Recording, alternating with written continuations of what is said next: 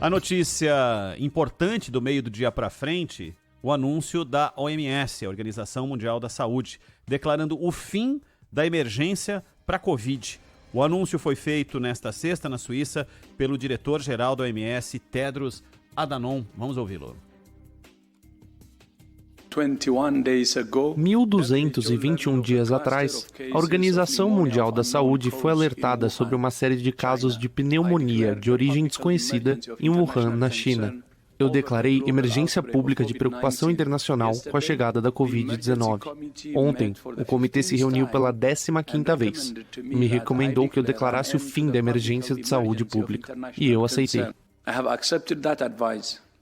A Covid foi a doença mais letal em todo o mundo desde a pandemia da gripe espanhola em 1918. Foram 622 milhões de casos, com mais de 6 milhões e meio de mortes em cerca de 3 anos. A decisão da Organização Mundial da Saúde pelo fim da emergência tem um efeito mais simbólico do que prático. Com o avanço da vacinação, a maior parte dos países já deixou de aplicar medidas restritivas há um bom tempo. Por isso, para o infectologista Davi Uip, que chegou a coordenar o comitê que monitorava a Covid no estado de São Paulo, a posição da OMS era esperada. Da mesma forma que eu achei que a OMS demorou para decretar a pandemia, dessa vez eu acho que está correta a data. Nós temos visões claras que a pandemia arrefeceu. Então eu acho que nesse momento esse decreto vem de acordo com o nosso dia a dia. O infectologista Marcos Boulos também integrou o Comitê Paulista e, ao celebrar o fim da emergência global, ressaltou a importância da vacinação contínua. A doença veio para ficar, não de forma epidêmica, de uma forma importante, mas ela vai acontecer provavelmente, aumentar o número de casos, principalmente em épocas de frio, e nós vamos ter que vacinar e nos proteger.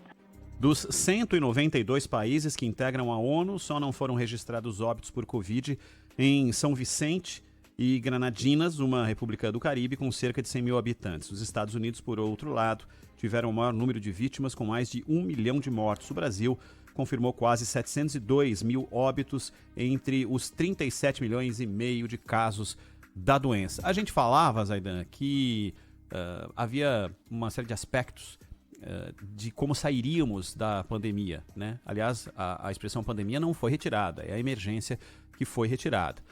Se sairíamos melhor sobre aspectos de lidar com doenças com esse tipo de penetração na população, como o sistema de saúde dos países estavam ou não preparados e como sairiam de tudo isso, sairiam melhores. Do ponto de vista humano, as relações humanas se sairiam fortalecidas após esse período. A gente fez aqui o Acontece, nasceu dentro da pandemia, né? Durante a pandemia, lá no ano de 2020, no dia 1º de junho de 2020, primeiro Acontece vai ao ar no fervor da pandemia, durante um bom tempo, acompanhando os números gritantes de casos e de óbitos e a espera pela vacina. Esses aspectos, algum deles a gente conseguiu progredir, sair melhores do que entramos, Aidan?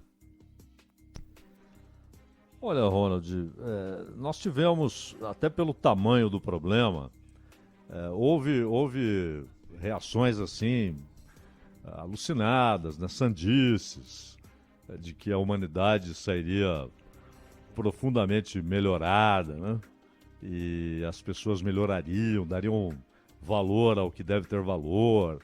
Essas ilusões, né, como se fosse a primeira pandemia da história. E o mundo já conviveu com pandemias e com muitas epidemias, né? Quando o transporte era muito mais precário, o deslocamento das pessoas era muito menor, mas também epidemias que mataram milhares de pessoas, em alguns casos milhões. Já tivemos a Europa dizimada por uma peste no período medieval, e a humanidade não mudou por causa disso, né? Isso é claro que não. O que me parece claro é que os países perceberam, e é interessante que nós temos ouvido isso de autoridades de países muito distintos entre si, muito diferentes entre si, que é a necessidade de ter capacidade industrial de responder a emergências, né? E é claro, você não vai ter uma indústria voltada só para emergências, mas uma indústria que produza e regularmente, para os períodos normais, né, de normalidade, mas quando houver um problema grave, haverá capacidade de responder àquele problema sem dependência de importação de alguns insumos. O que muda, essa é uma mudança de uma era que foi curta, né, mas uma era em que se imaginava que os produtos deveriam ser produzidos onde a produção fosse mais barata, onde o custo de produção fosse muito menor, e os outros países teriam vantagem em importar em vez de produzir, né? Importar seria muito mais lógico, mais barato do que produzir internamente. E essa lógica foi para o espaço, não só por isso, mas também pela mudança da geopolítica, né? Pelos novos confrontos gravíssimos globais. Mas a pandemia ensinou muito com relação a isso. De repente, o mundo percebeu que uma série de equipamentos necessários para enfrentar o problema, esses equipamentos eram produzidos ou exclusivamente na China, ou na China e na Índia, ou alguma coisa na Indonésia, né? Inclusive coisas até banais, nada que exige tecnologia sofisticada, nada disso. Vejo o caso também que a guerra mostrou, o caso dos adubos, né, dos fertilizantes. O Brasil até retomou a discussão sobre voltar a ter uma produção importante de fertilizantes. Então, acho que mudanças sempre ocorrem, né, com episódios tão importantes. A OMS falhou no início, ela demorou para perceber o tamanho do problema e ela tentou lidar politicamente, até porque inicialmente ela rechaçava a possibilidade de ser resultado de um trabalho em laboratório, de que tem escapado o vírus de um laboratório em Wuhan, um laboratório de virologia, uma coincidência monstruosa. Fez vistorias que ficaram desmoralizadas, né, porque eram vistorias claramente superficiais, porém depois mudou o discurso para acompanhar a posição dos Estados Unidos. Quando os Estados Unidos se afastam da China, quase rompem com a China, e passam a dizer que sim, tudo indica, é mesmo de laboratório, e a China omitiu informações, a OMS acompanhou a posição dos Estados Unidos. Então isso é muito ruim, né? Você vê numa organização com essa importância e de impacto mundial, adotar posições de conveniência política, né, Ronald? O SUS, Zaidan, não saiu porque a gente ainda estamos em plena véspera de uma campanha grande de vacinação amanhã para bivalente e para outras vacinas que estarão disponibilizadas para o cidadão, não só em São Paulo, em todo o Brasil, né? Tá bivalente liberada para as faixas a partir de 18 anos. O SUS foi alvo, talvez uma das expressões, né? O Sistema Único de Saúde, uma das expressões mais citadas em todos os tempos, ao longo desses últimos 3 anos, estava na boca de todo mundo. Quem não conhecia passou a conhecer o SUS. E aí, ao mesmo tempo em que a gente precisava provar que a nossa capacidade incrível de vacinação, demonstrada ao longo dos tempos, de erradicação da polio, entre outras campanhas vitoriosas feitas pelos governos e pelo SUS, levando o cidadão até os postos de vacinação, criou-se também, exatamente pela discussão e pela separação em ideologias, se deve-se ou se não se deve usar a vacina. O SUS sai um pouco fragilizado quando se percebe que o sistema de vacinação para outras doenças acabou ganhando um pouco desse efeito de discussão polarizada, Zaidan? Eu acho que isso é passageiro, né? A lógica prevalecerá, o amor pelos filhos, né? O cuidado com as crianças, isso prevalecendo ao longo do tempo. É uma questão de lógica, e principalmente quando você tem vacinas gratuitas, né? Como há no sistema público brasileiro. E o SUS, ele foi exaltado, né? Então quantas e quantas pessoas diziam viva o SUS e tal, mas isso aí não quer dizer nada. O problema do SUS está na ponta, né? Na maneira como os recursos têm sido aplicados. O SUS é uma ideia formidável, formidável. E como você frisou, o Brasil tem uma capacidade de mobilização para campanhas de vacinação que é única, uma capacidade única. E eu não acho que isso será perdido. Temos aí um problema também ligado à pandemia, também ligado ao fato de que durante 2 anos as pessoas não queriam ir a um posto de saúde, não queriam ir a um local de vacinação.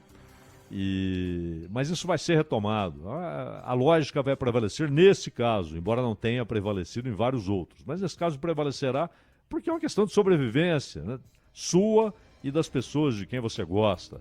Agora, o grande problema no SUS é que a gente continua vendo situações lamentáveis e que são evitáveis. São evitáveis.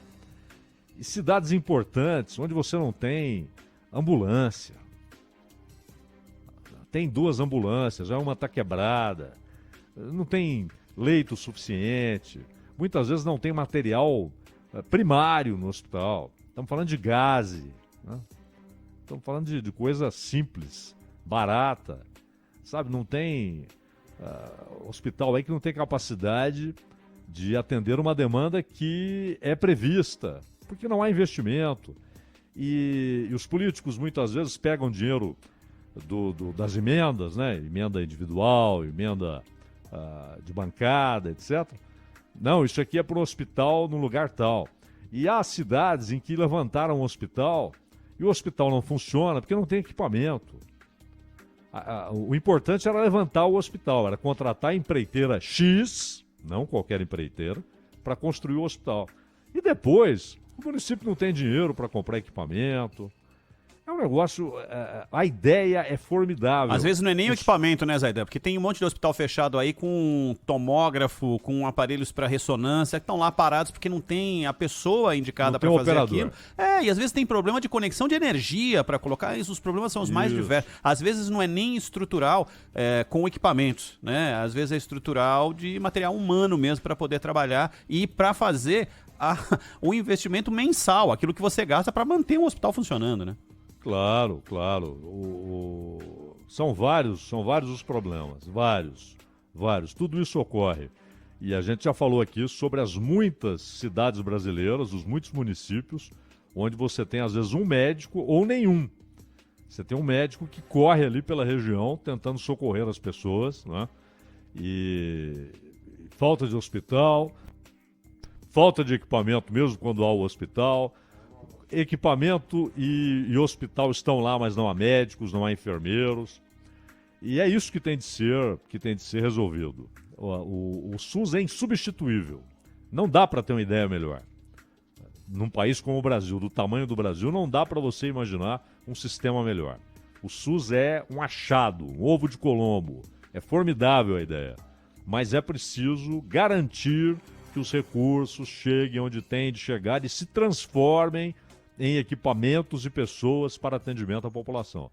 Enquanto a vacinação, é o que eu te falei, pode ser um otimismo barato, né, da minha parte, mas eu imagino que essa desconfiança, essa atitude refratária é uma coisa passageira, porque o instinto prevalecerá, mais do que a lógica, até o instinto prevalecerá. Sobrevivência, não só dos adultos, mas das crianças, né, que dependem desses adultos, que é uma questão lógica, né? E quanto à Covid, é aquilo que acho que desde 2020 isso já era dito e está na cara que é o que vai acontecer, né?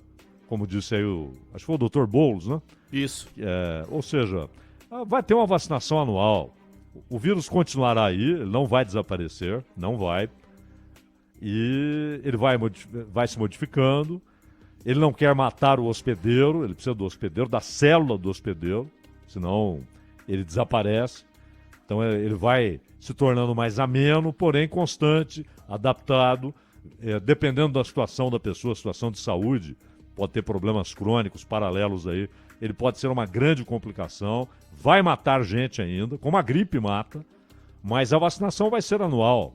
Acho que isso está mais do que claro, né, Ronald? Tá mais do que claro e que sim seja no que você se referiu à vacinação. Tomara que a gente tenha esse quadro daqui para frente com o passar do tempo.